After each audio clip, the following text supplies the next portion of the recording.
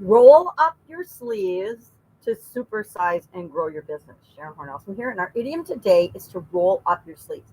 Guarantee I have used this idiom on multiple occasions with people both in my businesses, my corporate career, as well as with my friends and family and kids. If you're cooking something for a holiday or prepping for a holiday, hey, roll up your sleeves and help with the dishes or load the dishwasher.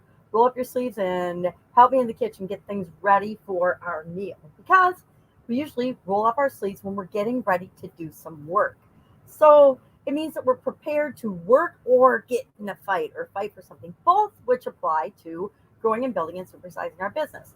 First off, if you're willing to fight for what you believe in, if you're willing to create what you want to have in your life, if you're willing to create the life you want, you are willing to roll up your sleeves, dig in, do whatever it is you have to do to create the business that you want to see in the world.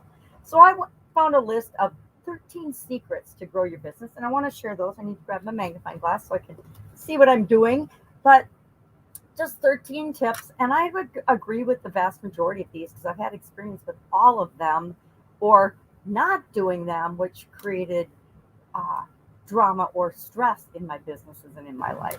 So, what is the first one? Number one, hire the right people. So important to pick and choose the people that we bring into our organization or that we choose to work with and partner with as we're growing and building and supersizing our business.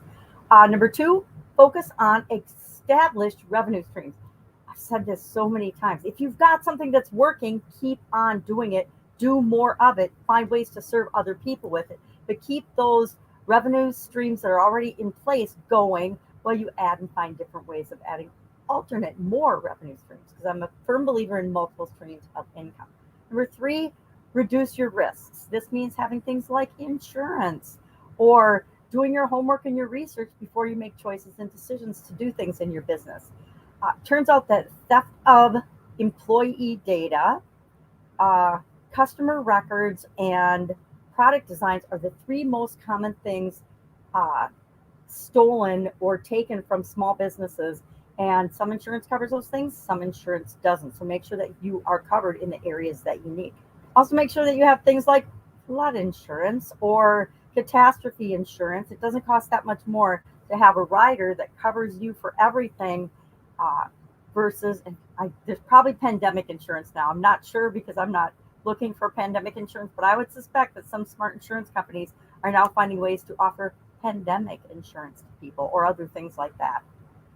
Number four, be adaptable, be flexible, be uh, fast and flexible, be willing to move and change and pay attention to what's going on around you. Number five, focus on your customer experience. If we look at great companies, we find that they focus on the experience that their customers have with them. And I will say lately, especially since the pandemic, but always, there is such terrible customer service out in the world. It's a very easy way to differentiate yourself and make your business stand out from the rest, because the vast majority of companies have horrific or non-existent customer service. Everybody's going to the automated lines where you can't ever even get through to talk to a human being. And if you do, they're not from this country or the business is closed and they're not going to do anything about anything for 24 hours anyway. You can tell I've had experience with this particular area of businesses lately. Number six, invest in yourself. Again, your greatest investment will always be in you and becoming a better version of yourself, because your organization will only grow as fast as you will allow it to. My toughest lessons learned in business has been that whenever we're struggling, it's usually because of me. I'm usually the bottleneck in some way, shape, or form. Number seven, always think ahead, always plan ahead, always act in the present, but plan for the future, right?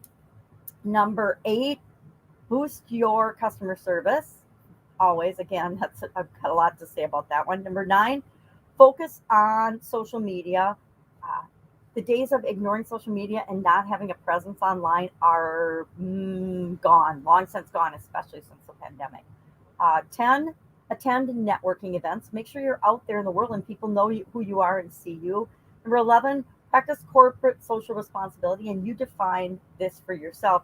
I say be involved in your local area in causes and things that you can make a positive contribution to and make a difference for, because that local news, that local involvement. You don't have to brag it up. Let other people do it for you. Makes a world of difference as you grow and build and supersize your business. Number 12, host local events. Again, host local networking events, host local business events, host local events that support causes that you stand for, etc. And finally, 13, research your competition. Now, I honestly think this ought to be number one as you're starting your business and on an ongoing basis. You have to know what's going on in your environment, in your industry, in the world, and especially with those that you consider direct and indirect competitors, because we're all in kind of a competition for people's attention. And people pay attention to things that are right for them. And that's the only people you just want to filter and sort and find the people that you're right for. So those are just 13 secrets. I don't think they're secrets at all because I knew all of them. But tips for building and growing and supersizing your business. So roll up your sleeves, try some of those today if you're not doing them.